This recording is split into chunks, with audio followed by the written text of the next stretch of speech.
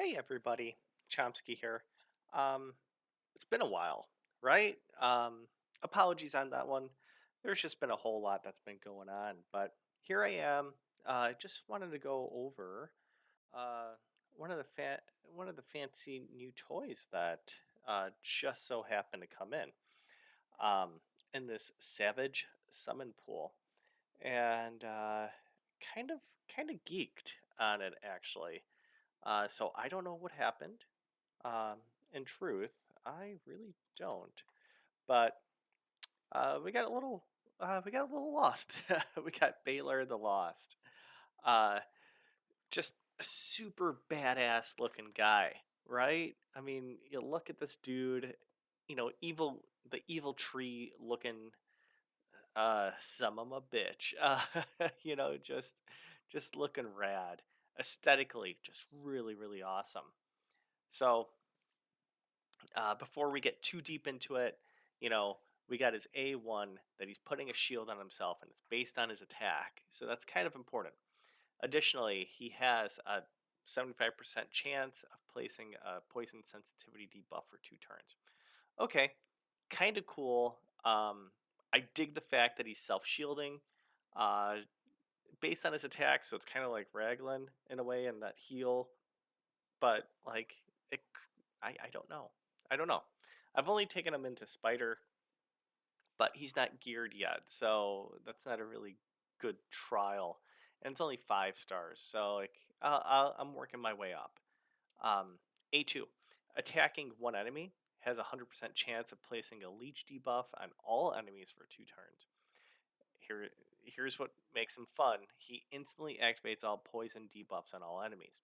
Okay, we're getting a leech, then we're activating poison debuffs. So it's not going to be the biggest hitter, or at least that's not what it's looking like. It's just really just a leech, and then the poison debuffs. It, it's okay. Um, it's okay. I still kind of like it, just because the A3 is what really makes him shine. He's placing a 50% increase accuracy on his buddies, as well as putting a decreased resistance on all enemies for 2 turns. And then he's also placing 3 poison debuffs on the main target. If it's critical, he gets to place them on everybody instead. Now, I would imagine that it's going to be an accuracy check, obviously, but we have 50% increase here, as well as a 50% decrease of resistance here. That's huge. We don't have to build him up with a lot of accuracy. We could just let him be basic, you know, just whatever. Um, he's attacking one enemy. All right. I want to be greedy. I want to get as many AoEs out there as I can, but I get it. This this should hit, but really having him as that additional support that could do some funky things is really neat. Having that increase accuracy and decrease resistance, that's going to help out with Chimera. In addition, we got that ridiculous Chimera trial of poison sensitivity and poisons from it, and we got it with him. So that's really rad. I myself haven't been going nutty on Chimera, but I may do it because this seems like an easy trial. In addition to that, he's like every poison debuff out there. He gets to ignore 1% more ignore defense. That's ridiculous. So we know that he puts out 3 poisons onto everybody. 3 by 4 is 12. So in PvP, we got 12 right there. We want to do this for 2 turns, essentially, 2 A3s, and there we go. Against a boss, it's a little bit more tricky, but again, it's a boss, so we just need to wait about like 7 turns, and there we go. Um, Also, fills his turn meter by 5% whenever a poison debuff is placed on an enemy. So that I again haven't tried it out. That can seem really nutty if he just goes nuts. Does he get to go again against a spider team? You know, if he just puts all of them out there, and an A3. That seems like it may be the case, but don't really know. I don't have a mastered yet, and in addition to that, no relics yet. But to me, it screams for him to have that. As I'm stalling here, um, uh, this bad boy, that poison debuff deal bonus damage equal to 50% of the wearer's attack. We're going to be trying to crank out as much attack as possible because that A1 allows a shield based on that attack. So we want to bump it up as much as we can while also maintaining a decent amount of accuracy and speed, in addition to crit rate and crit damage at a certain extent too. But really, if we're highlighting that poison and then that activation, I we really don't necessarily need to have crit damage, but because we want to be able to place it on everybody, we want to be crit capped. So it stands to be a very logical point of view to bump up his crit damage. So altogether, he's a very stat dependent dude, and that's where it gets kind of annoying. So I have two builds that I put together. Um, the first one, uh, again, he's 5-star. He's not mastered, but there's definitely some room to grow here. So 2800 attack, 238 speed, 88% crit rate, and then accuracy without the banner. It's gonna be 248, but I'm looking at an accuracy banner for him. So yeah, it'll be fine. With masteries, he'll get 5% more, so 93%. Again, not crit capped, but we'll see. Um, I have him in pinpoint and relentless, and then some feral. There is a third banner that I do want to put on there. It's going to be an off piece, but at least it's feral. So that could be good. Um, Here's another one. Just pinpoint. I don't have a feral uh, amulet just yet that that could be put in here, but I do want to bump this up, and it's not even at 16. I'm just waiting for artifact enhancement to kick in, and then we could get that going. um we have another one here, a little bit more speed, a little bit more crit rate, not nearly as much crit damage. Again, just bumping out a little bit more uh of accuracy with with a banner that's going to be coming in.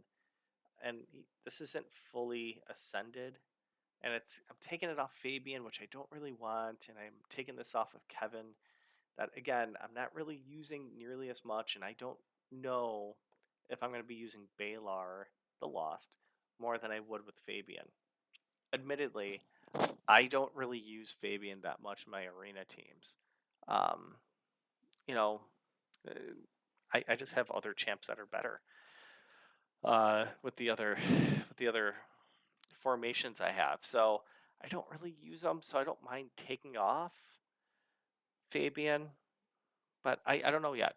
This is still the first go around. And the reason why I'm going for Feral is because I want my allies to do 5% more damage per each debuff placed by the wearer.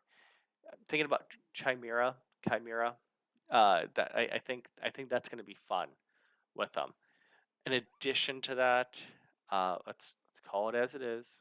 Um, I think him uh, and Sylvan Watchers. When we think about hard faction wars, like I'm progressing, you know, um, but when we think about hard faction wars as well as Chimera, I want to buddy him up with Keldor too. I think that is just going to be a ridiculous combo. Um, he has the continuous heals. I mean, as well as the poisons in there. I think it's just going to be really, really nutty that, you know, basically we get we get you going first, placing out the poisons, while Keldor gets the heals going. So this way he's crit capped, and then he could just essentially um, nuke with him. I think there's a whole lot of synergy there, you know, and then having Nell there too, because again, this is for each poison debuff activated by him, so we want to have as many poisons out there as we can, at least in the beginning, so this way he could really start cooking. You know, I think there's a whole lot there. So, like, right now, I'm thinking Nell, well, obviously Arbayas, Nell, Balar, and then Keldor as a foursome right there. I think that's really neat. I'm The downside is I am heavily reliant on accuracy and poison. Uh, Poison, as we know, doesn't do nearly as much damage. So any additional damage I can do, great.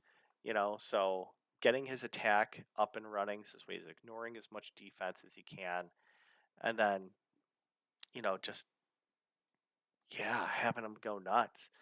It would be neat if this was an ally skill, like, hey, all allies do 10% more damage, um, or ignore defense. Kind of like um, Glycade here, where they're under perfect veil.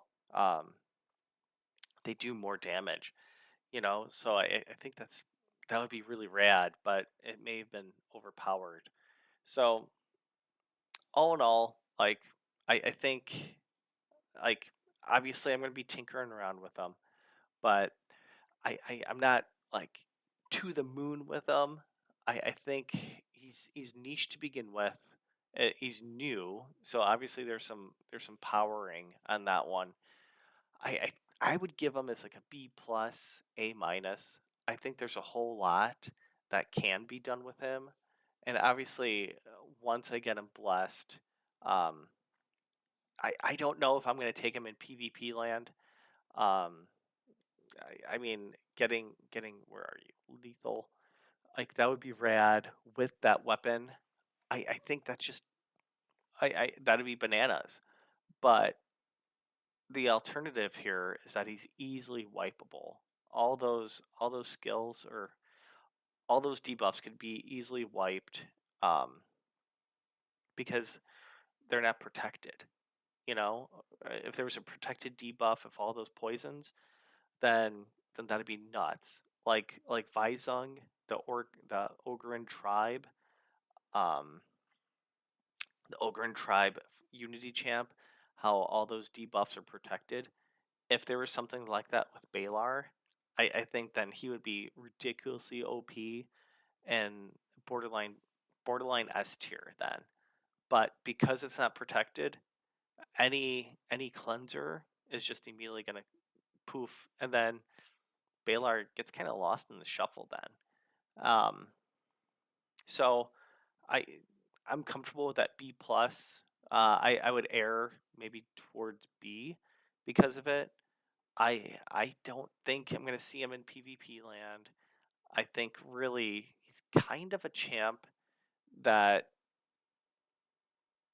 dare I say, that Plarium has put into the Matrix here just to use against us. Um, because him doing these poison ticks, I think that's gonna work well going against us. So this is it's it's a pretty neat problem to have. But yeah, I'm gonna have some fun with them. It's the 9th of June. I do wanna I'll set up a schedule reminder, and I do want to come back in a month after play testing with them and seeing how much I enjoy them or how much I regret randomly opening up my account and seeing that I have them. But yeah, uh, I'm on Discord. I'm on Twitch. Yeah, if you have Any questions or comments, leave them below. Find me. Let's talk. Um, until then, happy raiding. Bye bye.